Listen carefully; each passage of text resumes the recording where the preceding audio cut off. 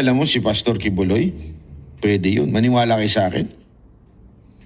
Nung nakita ko yung how systematic, how ganda ng KOJC, mas nakikita ko, sorry to say patensya na sa mga KOJC mas nakikita ko pa yung galing ni Pastor Kibuloy bilang administrator, bilang organizer, bilang more than na yung pagiging pastor niya. Kasi yung pagiging pastor, marami naman magaling na pastor Sa totoo lang, maraming napakagaling na ministro, pastor, preacher, pare. Pero pagdating sa organization, administration, sablay. Ang galing lang sa ganun. Walang biro ako.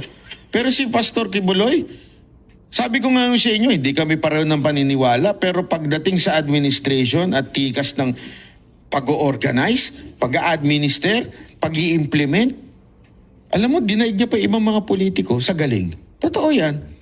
Sa sobrang galing niya, parang bansa, yung ano nila, KOGC, parang sariling bansa